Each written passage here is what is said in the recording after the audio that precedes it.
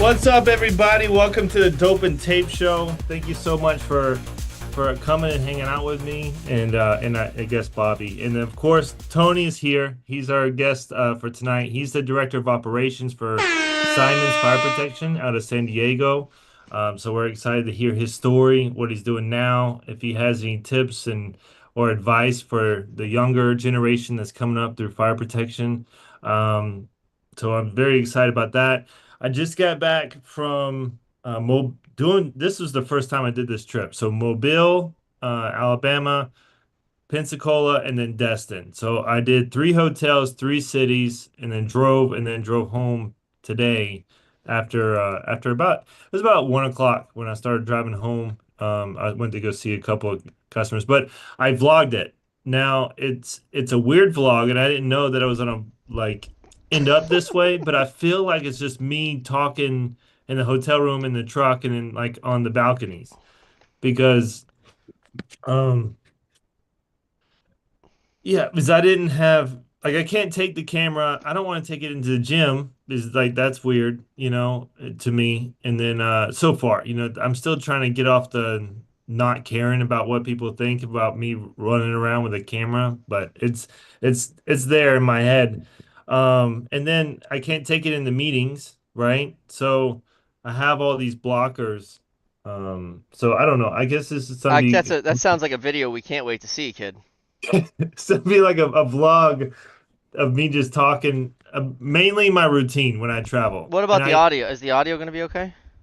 no, because I hooked up my mic, but I hooked it up with the wrong cord. You should just make this like a blooper thing. Like just go to like the parts where you're like ooh ooh and just like make it a blooper thing. 'Cause I don't know if it's going to be like full Yeah. bad I'm, bad audio and just chatting in the truck. well, I've learned some things while doing the vlog. So if anything, I'll trash it and just take it as a learning experience. So, Oh, Tony's got fans. So we got Juan Jimenez and Chris is here. Chris says, Brian, cut to the chase. Tell me about it, Chris. Glad you said it. Juan Jimenez, you guys got Tony on? What up, Tony? Greatest boss ever. Man of the people. Tuesday Gas him is up. so Tuesday's a big episode. We're very excited. Martin Wharton Workman came on the show about I don't know, was it last year? Yeah, definitely or yeah, last year. Episode 116. And it was awesome. And it flew by. And we wanted to cover so many other things. So Martin Workman is the president. No, was it? Senior Vice President for Viking, and then Jeremy Morton is the CEO. So they're both going to come on the show on Tuesday, 9 o'clock Eastern Standard Time. So come and hang out with us. Ask all the questions. I'm sure it's going to be great. I know Martin was awesome. I've never met Jeremy, but I'm excited to have him on and meet him, and it's going to be fun. All right, you've had enough. Everybody, when you're joining, please hit the like button. We really appreciate you. Leave a comment so we know we're here. I've had enough of Brian's jibber jab. We're going to get to the going here. What do you think? Sounds good to me. You can We ask the got first we question. got I'll be, uh we got 10 people in here. Tony, thank you for joining us. Really appreciate your time. yeah, dang. Thank you for the invite. Sorry for keeping you at work late. It's quite okay.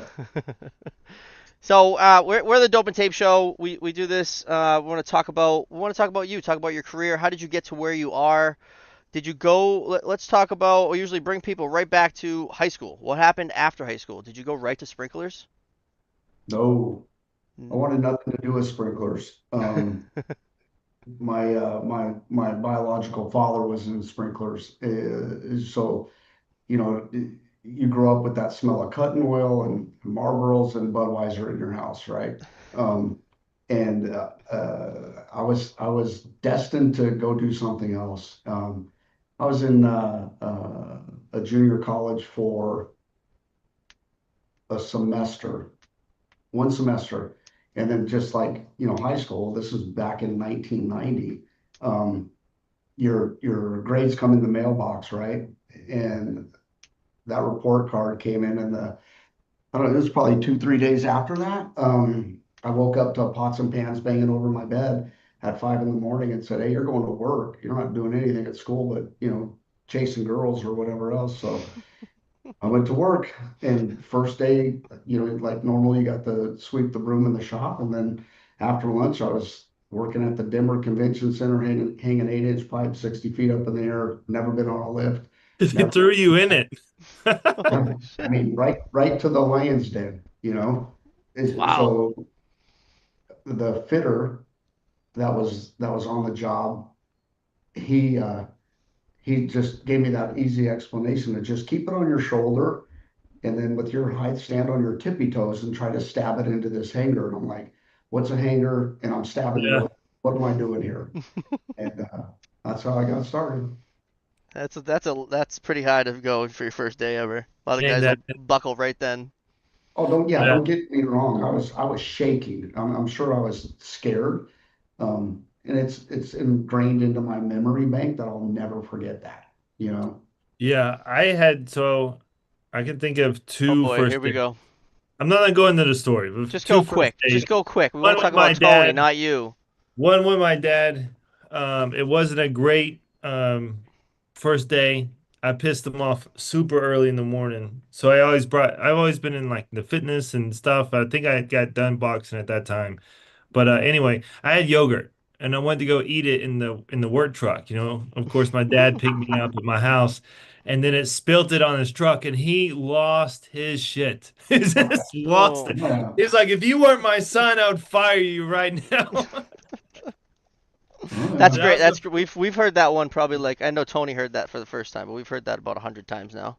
yeah, We love exactly. And we then the love we like first that one, story. first one with my foreman was that wasn't a great day. That's when I was like a W-2 employee, not working under the table. And I almost ripped my finger off with the machine. I didn't know how to run the machine or anything like that. I've never done that. When I was helping, I was like, during high school, I was pulling wire.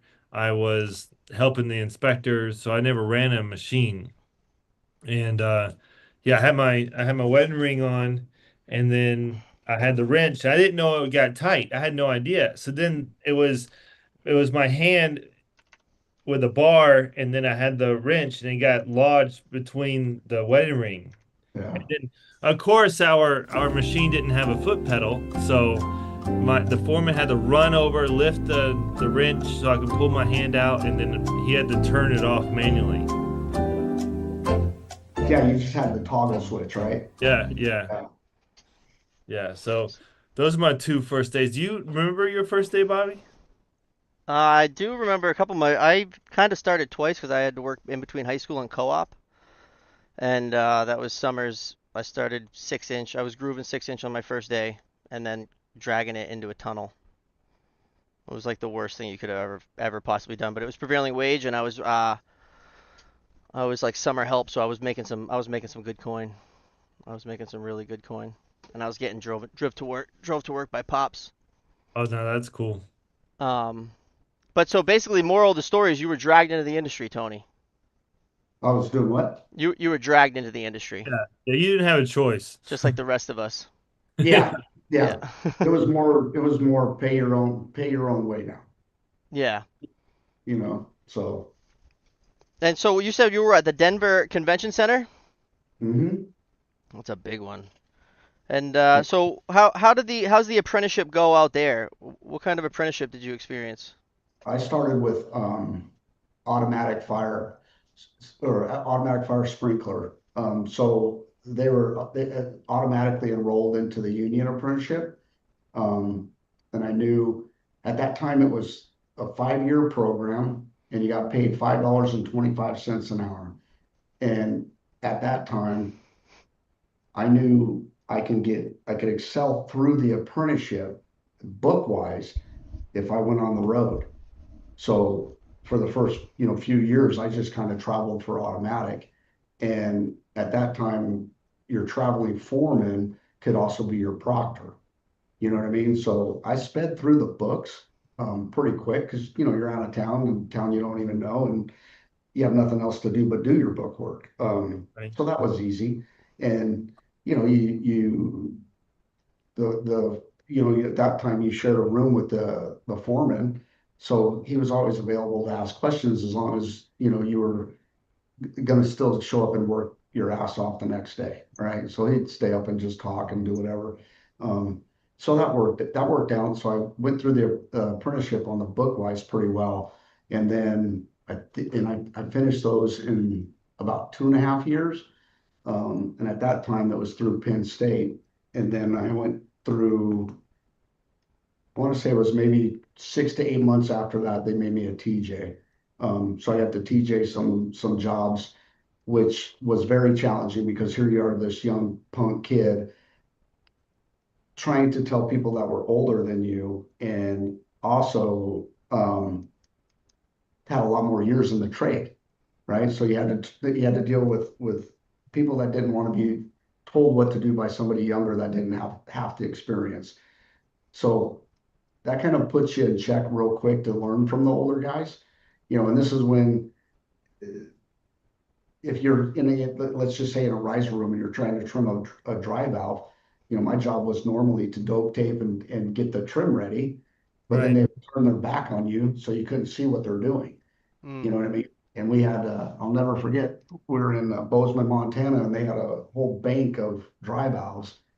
And finally, after maybe the third one, I literally told the guy, hey, look, man, why don't you teach me this? Like I can look at this trim sheet and I can see where it goes. Show me how it works. You know what I mean? Like I learned everything from a book. I want to learn hands-on. Show me this. Quit being such an ass and allow me to learn. And he did. He said, well, most of us will do this for job security because at that time, everybody's kid was getting into the trade, right? And you were going to take his kid's position someday or something. You know what I mean? There was all that kind of I don't know, drama, Gate I guess, back then. gatekeeping. Yeah, yeah. So he finally showed me, and we got along great. And his kid was already a foreman on some other work, But back in those days, it was if you weren't traveling, you were either the crew that did the main or you were the crew that did the branch lines. You know what I mean? Like they stuck you to one side or the other so that you can blow and go in the mains, and then the bigger crowd can keep up behind you to do the branch lines. It was kind of set up a little differently, where you got strong in one task, then you did the next task, right, and then you learned how to do the next task. Um, today's day, it's like I think the expectation for the younger guys today is like we just throw everything at them, Learn it right? all at once. Learn it all at one time and see what sticks. Um, and there isn't a lot of the younger kids getting into it until just recently because you have people like you guys and you have people like Mike Rowe talking about college loans versus become billable right away and pay your own way with no debt. And we're kind of fortunate, but the labor pool still is what the labor pool is, and it doesn't matter what part of the country you live in. You can find the people, but the cost of living is increased so much, so you're kind of paying over a scale that you would be normally used to just to try to go through the training. You know what I mean? To get them up to production mode. That old school assembly line style, like you were talking about, really helps you learn that one.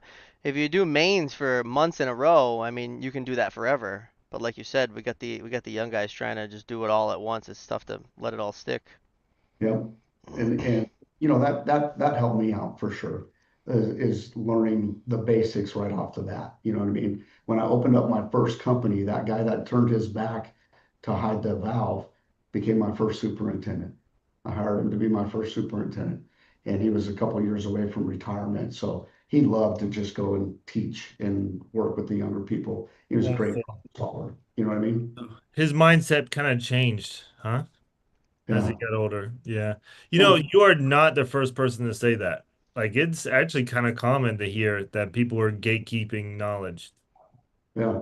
I think at least when I was coming up, is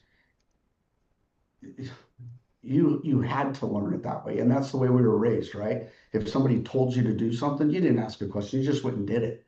You know what I mean? And as you develop more or you're spending more time on job sites, that's where you learned, and then as you got a little bit more mature in your career and your age, you could see that they were actually showing you this one puzzle piece to get to the finish line, and then you got to put it all together your own way. And it doesn't matter. You can have multiple foremans on the same job, but the starting point is A and the ending point is Z.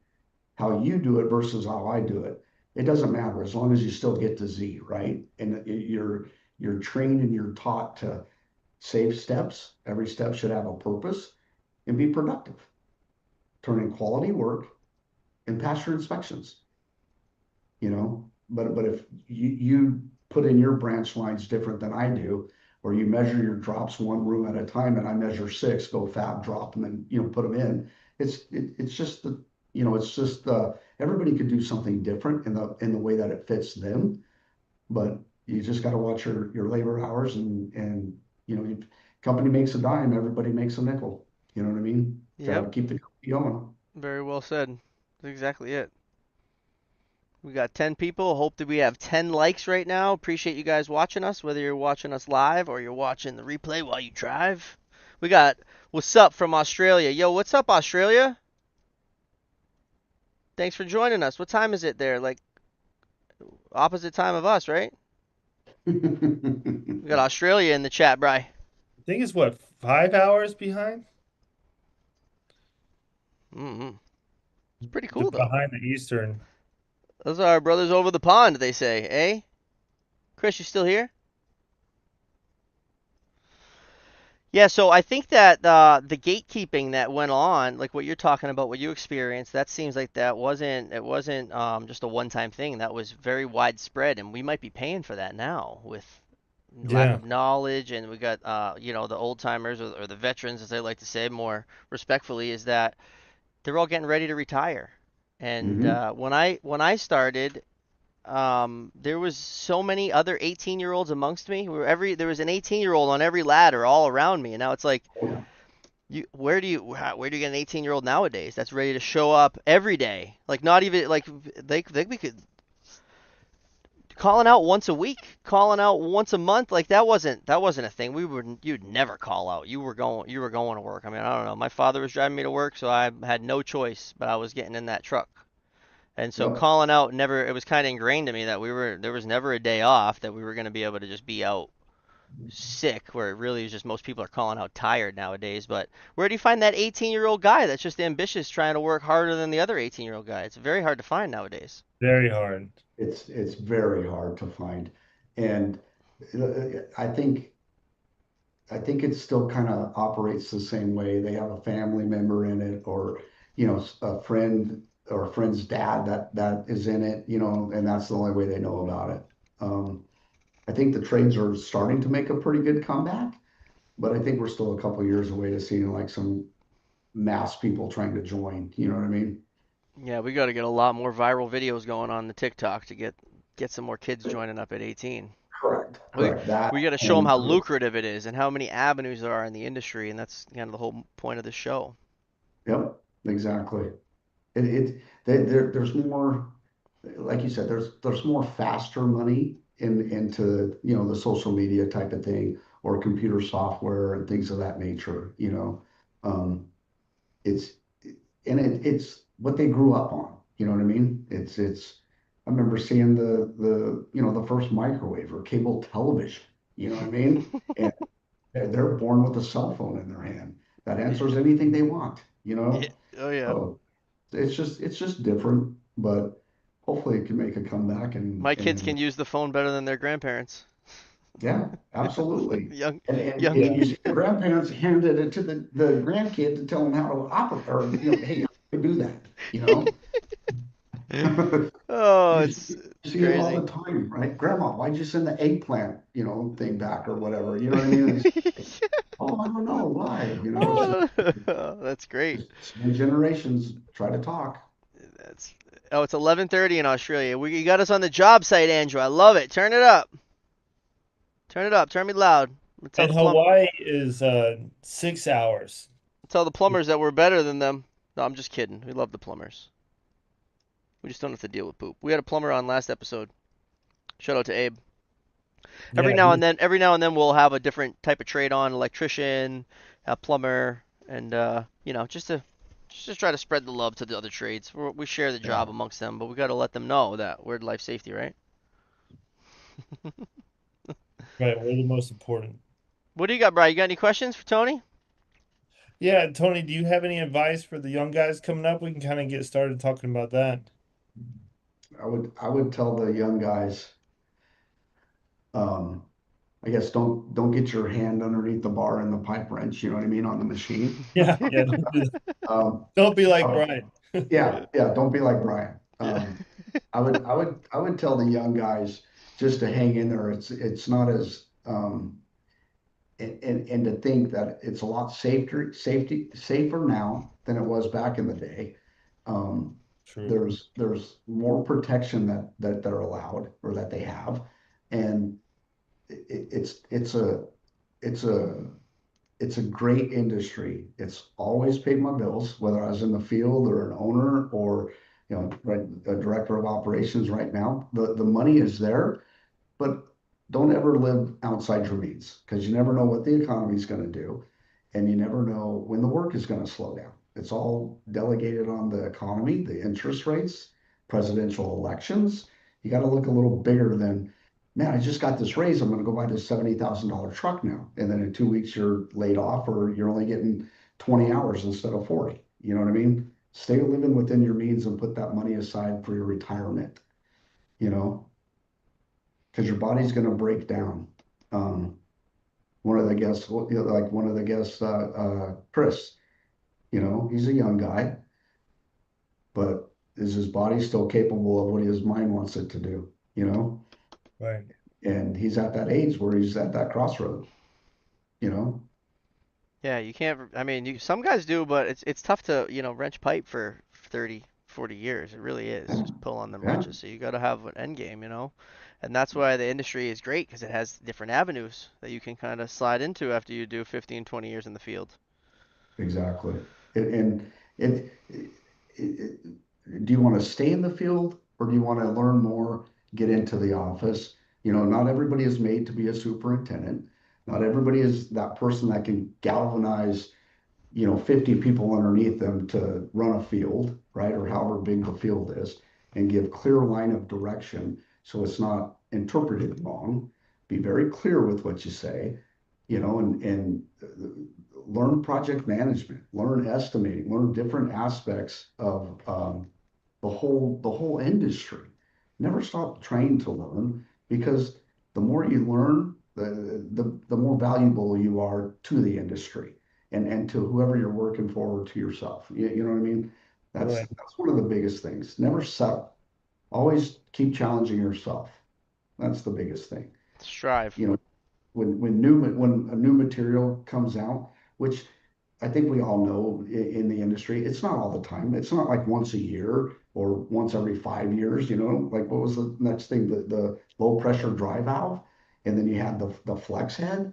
You know what I mean? Like the flex head, it took everybody, they couldn't understand the concept of how can I put this in? It's so expensive, but it saves me time. But it was always about the cost of it, right? But then if you calculate the burden rate, the labor, the steps on your people, and the less go backs into a room to have to cut the head, wait for the ceiling tile, trim it out, get it center of tile.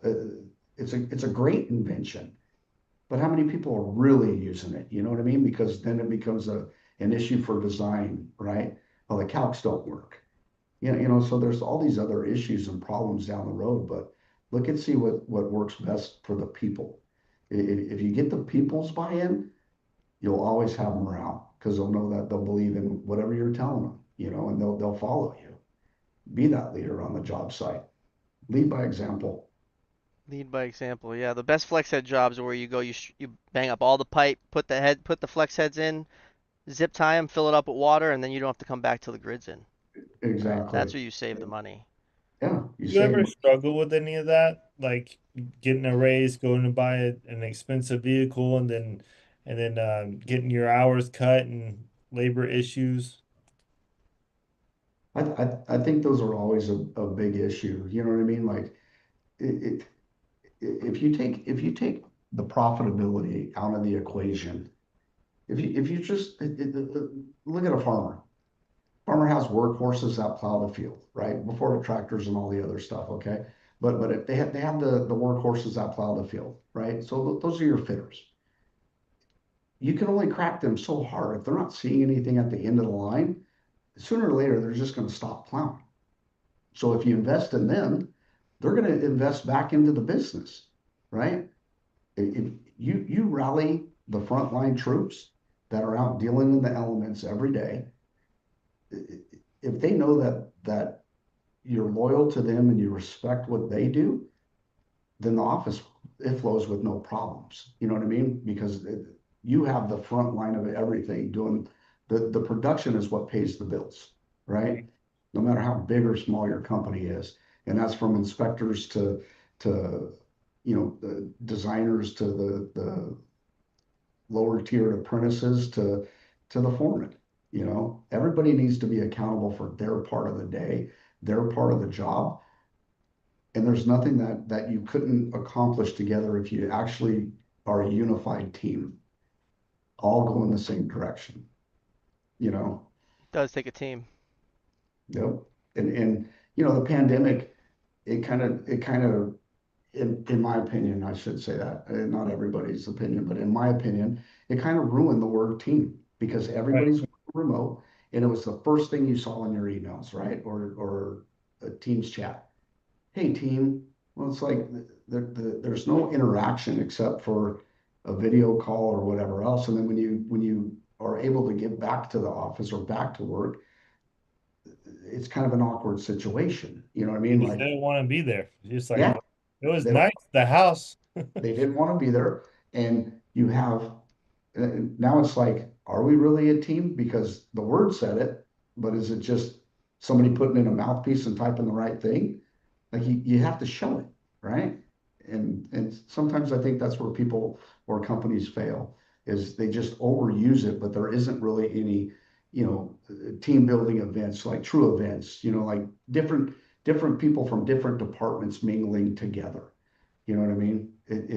If the layout isn't the right way, you're not going to have that team collaboration because these people are isolated from these people, but these people need to do their job so that these people could do that job. You know what I mean? It has to flow from the top down, you know? It does. It does. Everybody has to be involved and want to be part of the team Correct. for that team thing to work. Andrew is back. We're having the same issues in Australia. No one wants to work. I had one guy call in sick twice a week, selling drugs from the company car, and was shocked when I let him go. Damn, Andrew. That's Australia? Sounds Atlanta similar. has Sounds one of similar those to over here. deals, though, with a gunshot hole in the van too. He was selling drugs out of the van and Oh got my shot God. up. Friction loss was the biggest issue with flex heads. Run into a lot of guys using them in tenant build outs, and they didn't have the calcs right. I thought that didn't isn't there like not a lot of friction loss with the hoses? No friction loss with some of them now, And some of them, some manufacturers, or it's very you have little to to have, most of them. yeah, well, the best thing to do, and this is again my opinion, and this is what I have design do is I have them calc for the worst. So the worst friction loss is out of a 6 foot flex head, right? If you can calc for that, that gives the fitter in the field enough maneuverability. If something changes, they don't have to do anything with the line or the drop down or whatever else. Limit their work and their time up and down the ladder because that's what's going to get them tired throughout the day, right? The flex head is supposed to save that time, but the calcs were a problem when they first came out, but now I think they've changed a lot of the way they're manufacturing it to where it's less of a restriction. So the best thing I can say is to always calc to the longest hose or the longest flex head that you're going to use, or even worst case scenario, because it prepares you for incidentals, right? It's great that this is all coordinated for elevations, but the HVAC guy beat you to the punch, and this is the only way he can get his enormous duct through this corridor. Well, now you have a little bit of room to play, right? Or he took up the best center line, now you got to go above him.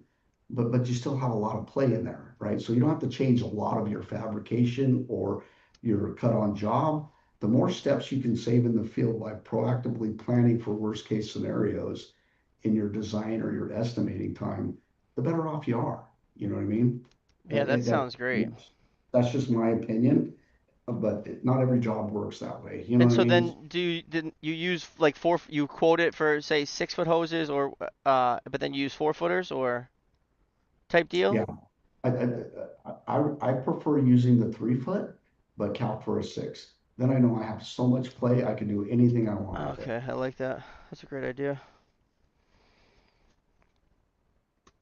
That's good. So you were an apprentice, and then you kind of worked your way up after. Um, were you typically all in the field your entire career, or when did No, things no, getting no, out of? Okay, no. so when did that Mhm. kind of transition? So at that time I was still in Denver and I got a little bit of sticker shock on my paycheck when I stopped traveling and wanted to stay more local. And then it hit me that the per diem wasn't on my check. And I'm like, this is a huge pay cut. You know what I mean? Like, what am I supposed to do with this? Like, so then it was, okay, how can I get TJ? How can I do these things? You know, and I jumped into it. But I wanted to open up my first business when I was 24 years old, and I missed the mark by a year. And at that time, the company I was working for was the original Frontier Fire Protection in Denver. Um, and that owner, I don't know, for some reason, him and I really got along. We clicked, and he was in the top. He was one of the first companies that opened in downtown when the boom in Denver hit, right? So Right. he had a client list a mile long, and I went to him and I told him I want to open up my own business. I'm going to wrap up this job, that job, and all those kind of things. I'll do a clean handoff. And he said, okay, come in when you're done with that last one. And I went into his office and he gave me the keys to a Chevy S10 that had a bunch of tools in it, machine, the game box, the whole 9 yards. And he said, bring that back to me in a year. And I was like, serious? And he said, yeah. And I started with that and a $15,000 loan. And I bid a grocery store and I got it. And I was scared to death. I Yeah. had no labor, right? I couldn't afford any labor. And I was just like, well, what am I supposed to do?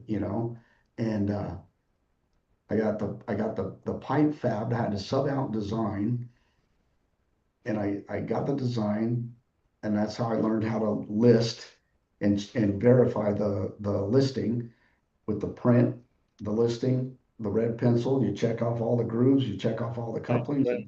and um, I didn't order one thing extra. Like, oh, this is all perfect. This is exactly all I'm going to need. You know, and then it was like here came the semi, and I had a pretty good rapport with the lift company from all the work I was on. Um, they let me use a forklift for a day to get it out. So I get it out, put it as close to the door as I can, thinking I could save steps hauling in this main and the branch lines. And yeah, I don't need a cart. I could do this. I'm strong as a bull, right? And then I get there the next morning, and it was a snowstorm. And I was like, this is the worst case scenario you could possibly imagine. And but you're all pumped up on caffeine and anxiety, and so I'm just like, oh, no problem, I could get all this. And I think the following day I took the day off because I couldn't even move to get out of bed just by lugging all that pipe and fittings and stuff in. And then the lift came and away I went. And it was 3 days. I would work as many hours as I could till they were going to lock that gate. So I was there about 13, 14 hours, on the first couple of days, but I was making some headway.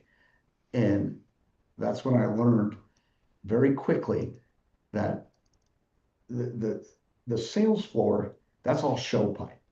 Get in the back where the coolers and the freezers are. Because when those things hit on pallets, I'm like, those guys are going to start installing that for a while. Then this becomes a two-man operation. And, so I went back there and I fought through all that stuff. And then I was able to fly through the show pipe stuff in the sales floor. But then I called a couple of buddies and they came in and helped me out on Saturdays and Sundays. Back in those days, you paid them a case of beer and, bought them some food and they were all cool with it. And then, so it took about 2 weeks of that general contractor, the superintendent said, "Where's all your people?" And I was like, "I'm right here, man, I'm right here." He's like, "You're doing this all by yourself?" And I was like, "No, no, no, the guys already went home, and you can only do that for so many days." And he's like, "Where Right, are right. the guys?" And got it done, and so it was a good learning experience. And then it was like, okay, how much money am I going to make on this? Was my estimate right? So then you go through all the cost codes and all that other stuff to figure out where your profit really was. And then after that, you just try to get better, right? So That's pretty cool. That's an awesome story. Just I- when you first look at that pile of pipe and that just there's not even one hanger up yet, you're just like, all right, All right, as, this here we as I go. look back, I'm like, God, I was so stupid back then. You know what I mean? Like, what a dumb move, but it paid off. You did, So, yeah, you did it. You live and you learn. So are you a dope and tape guy or tape and dope guy? am I a what? A dope and tape or a tape and dope? I am a tape and dope. You're a Unless tape I'm and on a dope. valve or a pump room, then I put the tape on the outsides for the clean appearance. You know what I mean? What makes you go that way? Like the tape and then dope on. That's the way I was taught. Oh, okay. So it's just That's it. Mhm. how it is. That's usually what it boils down to. Is just the way that you were taught, you know. Yeah. That's kind of how we named the show. It's a little like the controversy. It's like, and that's is there a right or a wrong way? Like you were saying, like you're getting from A to Z. So Mhm. dope and tape, tape or dope. Some guys swear by it, and then you'll meet some, the ones that like, oh no, I only use tape on everything. Yeah. Oh Yeah. boy, I don't like that one. That's not Yeah, yeah, good. but it kind of defeats the whole purpose of when the dope is your lubricant. You know what I mean? It's like Right. you, it's just kind of weird, but I don't know. Do you have Or any like, flood stories? Do I have any flood stories? Yeah. I can tell you some really good flood stories. Um, Awesome. I Bring mean, it. I've seen a guy. It was in San Antonio, Texas. The pump room went downstairs about 2 steps, right? A big, big warehouse. Um, and I don't know what happened, but he pulled a live cap in the pump, What? turning the pump off. And we barely were able to open the door. And this guy was like scuba Steve with it right up to his eyes, just thinking he was going to drown. And then all the water came out, and then you got to shut everything off. And yeah, that was a good one. I could tell you.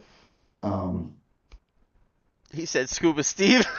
Yeah, yeah. I mean, that's what he was kind of looking at. He was very scared, and all he did was literally take the keys out of his soaked jeans and hand them and said, "I am done," and handed his keys off and sat in the parking lot waiting for his wife to come and get him. And Dang. I was just kind of shocked about that. But Wow. we did in Denver. There was a company that we were doing a big nitrogen system at that time, on a remodel of a building that had 5 stories of parking garage that was all antifreeze. And on the drawings, it said, each floor had 1,200 gallons of antifreeze, which was inaccurate because it was like 9,000 gallons of antifreeze. So we had to get a pumper truck and Yeah. pump all this out, right? But we had to run a sister system next to it and get the nitrogen going before we could decommission the life system because it was an occupied facility, right? Right. And we got a service call because when they filled the antifreeze for the top floor, um, which was plastic, they put in the wrong antifreeze. So it's having a chemical imbalance or compatibility issue with the CPVC, right? So my service tech went down there and cut out a piece of 2-inch main, glued it all. And he was on the phone with me. This is like, I would say probably 11 o'clock at night. And he says, man, it's hot as hell up here. I'm going to wait like another 30 minutes and then I'll just fill it. And I was like, okay, that's fine. Call me when you fill it. If you think Right. it's okay, call me when you fill it. And he probably called me maybe 40 minutes later. And he goes, yeah, I think it's a good joint, but it's kind of in a tight area. And I'm like, they're already on firewatch. Just leave it alone. Just look at it tomorrow. We'll come back and you can do it then. He's like, well, I already have my apprentice down there opening the valve. And I was like, you have an apprentice there with you? He was like, yeah, he was over my house for dinner, so I just brought him with me. And I'm like, in my mind, I'm thinking dollar signs, right? Yeah. And then the next thing I heard was boom. Oh. And then it was, oh my God. And he hangs up. And I'm like, my heart is going through my chest. You know what I mean? And Yeah. I'm kicking off my slippers and grabbing boots and shorts, just trying to get the hell down there. And I get about 3/4 of the way, and he calls back because he wouldn't take my call while I was driving down there. And he goes, hey man, you're gonna be really mad. And I said, I'm gonna be there in about 10 minutes. And he just hung up again. And I got there, the whole fire department's there, and all the tenants are outside. And all they know is my trucks because of the logos and stuff, right? And I'm pulling in, and I mean, you got moms holding babies just like you are the biggest POS in the world right now. Oh shit. And I pull into the parking garage and I'm like, what happened to, hey, let's just come back tomorrow. They're on fire watch. And Right. he was like, I was on the phone with you and I told him if I didn't call him to go ahead and crack that valve. And I'm like, okay. Um, he's like, yeah, we got it under control though. Like, so the water damage wasn't all that bad because he did have the fire pump turned off and the jockey pump, but it was just the fact that it was literally a block away from the fire department. They rolled, everybody's leaving, right? The building. And the kid down in the pump room drained every floor, drained every part of the water in the building. And I'm like, Just start spinning it all. oh my God. And yeah, it was just kind of funny, but it was the Saturday before Mother's Day, Wow. Oh, so that was a bad one. that one's burned in your memory pretty good. Yeah, yeah. Sorry to laugh, but those are good. The flood Well, stories are good. yeah, it's laughable now, but back then it's not, right? So Right. we did a backflow replacement in Cripple Creek, Colorado, where you picture three buildings tied in together, and then one of the owners bought the other two buildings and then wanted to just mirror it, right? So, they cut all this stuff out. Then you have to tie the one system into the other and then to the other, but then you have to get rid of the second underground. So we took the backflow off. This was all at night, and I'd go up and work with the guys. And my buddy Dan, he would go up there. We would all be working with the guys, and we took the backflow off and capped the underground. Well, when the person cut the underground rods for the backflow, he also cut the eye bolts. So now nothing's rotted, right? And we were literally next door eating breakfast for the first time in 14 hours. And boom! And we went down into that basement where the backflow was taken off, and that water was already up to my waist. And I was like, Uh, this is bad. This is bad. yeah. But it was where there, the casinos up there, that's where they stored all the slot machines that they were fixing. And those slot machines are pretty heavy. They're pretty good size. When they're floating by you on a Oh. pallet, I was just like, wow, this is going to cost $1 million. Oh, And the client we negotiated all our work with. And then the next thing you know, like the next morning, yeah, we're not going to proceed with you on this job. We're not going to Yeah. proceed with you on that job. And it's like, okay, thank you, sorry about this, So, type of thing. And it's like, uh, you gotta bid the job. You gotta grovel to get the job. Then you gotta grovel to get paid for the job after you do the job. And it's just like, okay, no problem. You know what I mean? And you just sit back there and you just like, yeah, another day, dang. how do you get better at this? You gotta How do you train. get how do you get Right? better at this? Keep the kayak in on the van. Yeah, exactly. Or at least waiters to so you can survive, right? Oh, it sounds like so much water. That's worst case scenario. Yeah. There's Chris said there's that Chris said you got pretty mad one time when he got some water on some church's carpet, prayer carpet. He got some sprinkler water on some church's prayer carpet. yeah. That's that's from Chris. Chandler Yeah. Chandler says those are the best flood stories yet. What's up, Yeah, those Chandler? are good ones. We haven't had any of them to that par in a long time. Now you brought it, Tony. Yeah, yeah. Love flood stories. The I could scuba. I could tell you right now, picture being at your first day at a place, your very first day. You haven't met anybody in the field. And then you're going to a part where the coupling broke, right, on an existing system. And the guys are all pushing the water out with a squeegee, like, a little, what, 7, 8 unit retail space, right? And I opened the door and I got just doused with the water from a squeegee from the people, pushing it out the Right, water. And I kept that dress shirt as a memory. You know what I mean? And I right. just look at it every time I'm having a bad day, like, could always be worse, right? Could always be worse. Yeah. Mhm. Oh, that's a good one. You're there reporting to such a shitty situation, and they just. Yeah. Oh man. So what's it like being director of operations? And was that kind of your first management role before getting out of the field? I would imagine not. So how did that kind of come about? No, I did a lot of PM work, but straight out of the field, I opened up my first company, right? Right, So I had to learn how to estimate, I had to learn how to do the project management, I had to do the billing. I tried to keep overhead very low, like real low, and learned how to do a lot. The only thing I really regret is I know design. I can tell you if the calcs are going to work or not. I can tell you if the flow test is accurate. I can tell you the occupancy load, all those kind of things. I just can't design.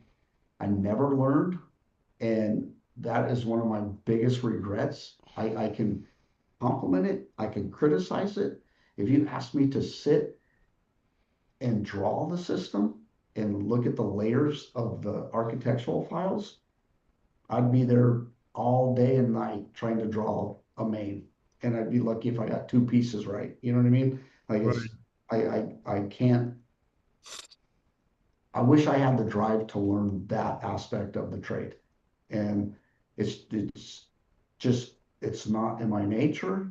I didn't want to do it because I could pay somebody to do it, right?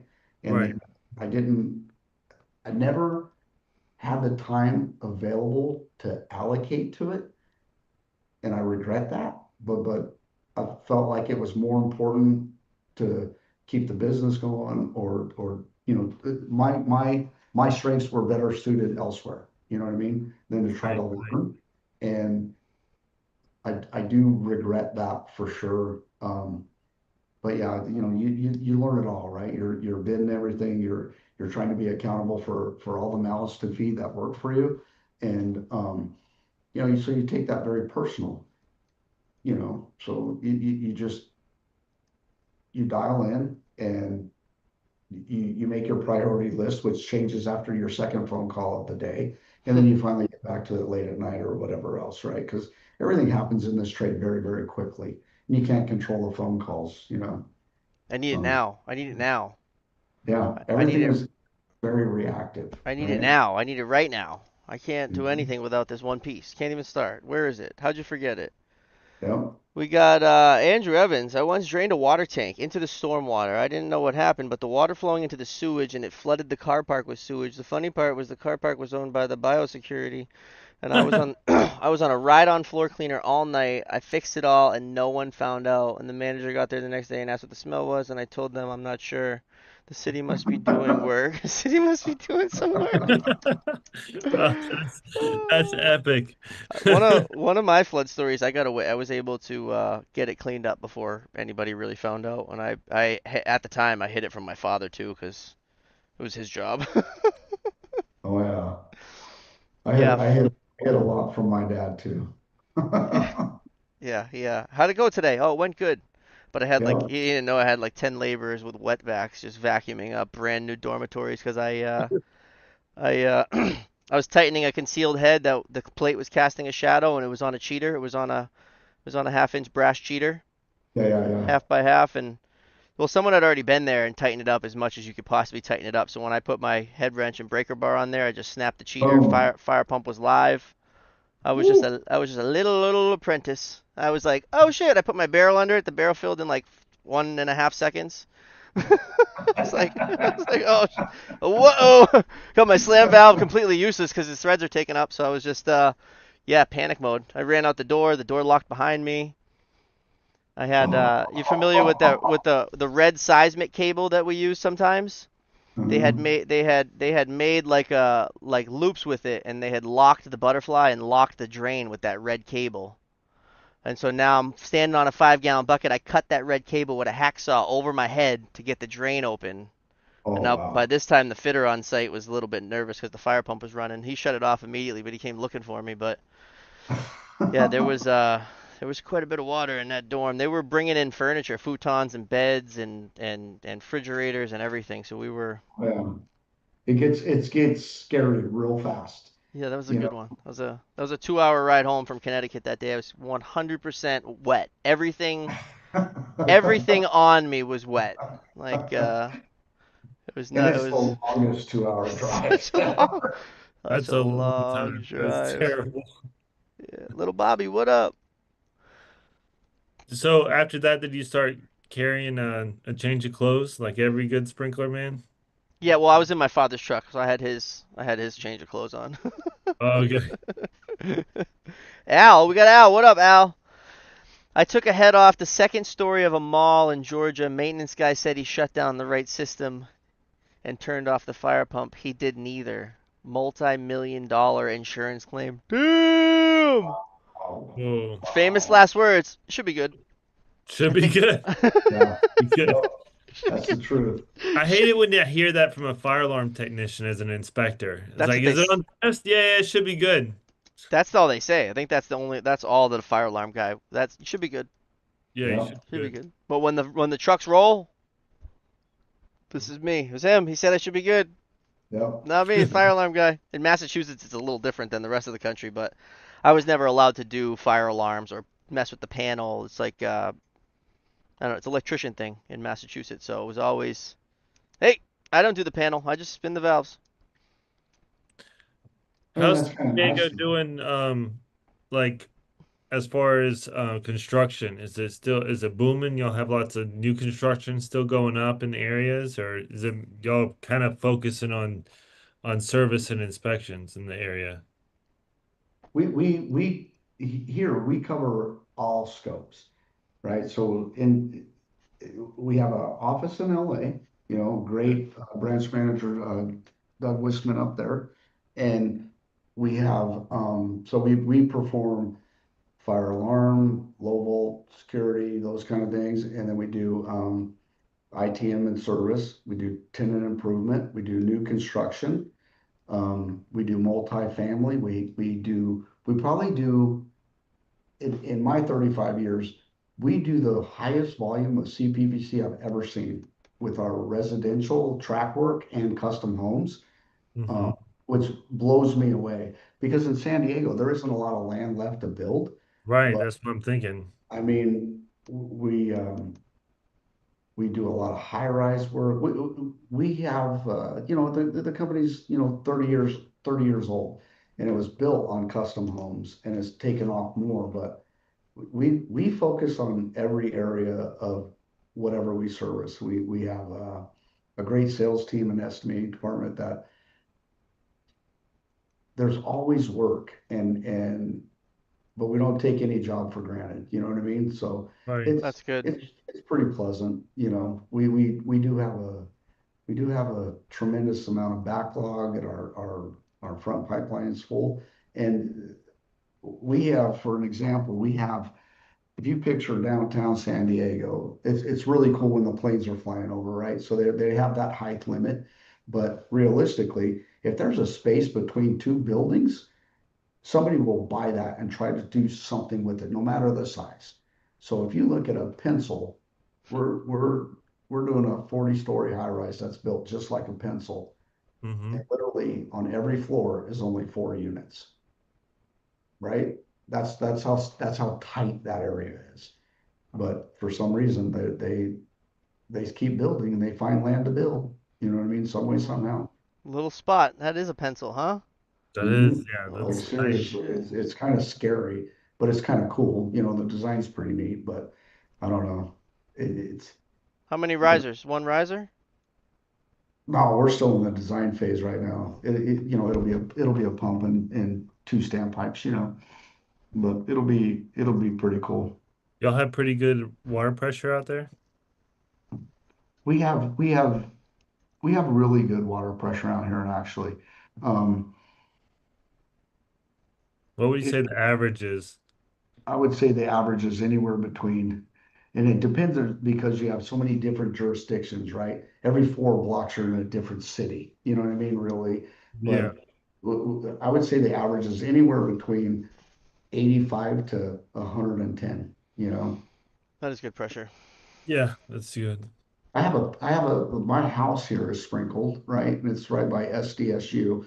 Um, and my PRV at my house still has 100 pounds coming into my house after that. Oh, that's pretty cool. That's crazy, right? I That want my is. house. I want my house to be sprinkled. Yeah, but you learn how to adjust your shower pressure very quickly. You know what I mean? Otherwise, you're just sitting under a water jet, just The water getting. shit. Yeah, that's You funny. look like Lady Gaga wearing that meat curtain suit or dress that she wore on. You know what I mean? Oh, like a pressure washer. Yeah. Bobby always said should be good. Did I? Is that something I said a lot of? Yeah. What do you got? A Let's give motorcycle as your away picture? let's give away a fire tech course. Yeah, we're training the industry. Who's gonna take a fire tech course? So it you get any fire tech online course. Um, Tony, if you can think of a guy at your work that wants one or he's saving up for some money or something like that, he can get it, he or she. Guys, I'm not even gonna ask a question. If someone's gonna actually do the course, now it doesn't matter if it's a $600 course, $400 course, If it's online, but do it. if it's a fire tech sponsored course. They're fire tech is our friends. They're very supportive of the show. You guys know we're trying to better the industry, and that also helps with taking fitters or maybe apprentices or anybody that is a fan or a viewer of this show, and you can have a fire tech course. So I think last week we gave it to Tommy Howard, and Yeah, he's gung ho. He's gonna do it. We were giving them away and asking funny questions and stuff, but it didn't seem like people were completing them. So if you're gonna do the course, looks like Chandler's claiming it. Chandler, I'm gonna follow up with you. yeah, Chandler, we both have your number. You know that, right? Yeah, and I could probably get your address from Darien if I had to. We're gonna come find you. No, I'm just kidding. Hit me in an email so we have it, and really so Brian has it, so he can take it to the next step and pick a course. Don't pick a stupid one. Pick one that you're gonna actually utilize. I need help to move on. I didn't say it. Just kidding, kid. Yeah, pick one. Pick the one that best suits you, and let us know. Yeah. Brian will take care of Awesome. you. Yeah, We I'll get I appreciate everybody tuning in tonight and joining us. It please like and subscribe.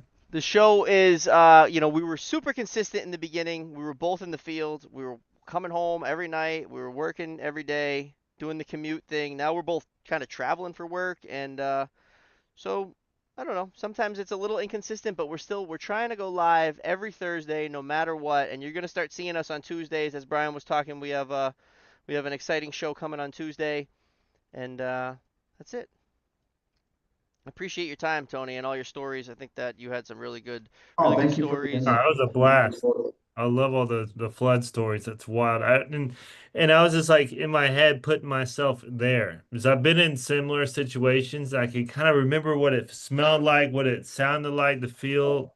You felt the water in the air kind of thing, floating and yeah, I remember all that. And everybody says that, oh, that water just stinks so bad. I smell money when I That's what I smell it. It smell. starts to You smell know what I Money. mean? sweet. That's the way I always Ah. smell At the it. at about the 10-year mark, it really starts to smell sweet, like candy almost. Yep, exactly. Well, yeah, I appreciate your outlook on the industry and your insight for the young guys and talking about the gatekeeping and all that. And this was a really good show. Really appreciate you. Absolutely. I appreciate the invite, guys. I really do. Everybody, thank you. If you haven't hit the like button, please hit it on your way out. We'll be live on Tuesday, and that's it. Thank you. Dope and tape out.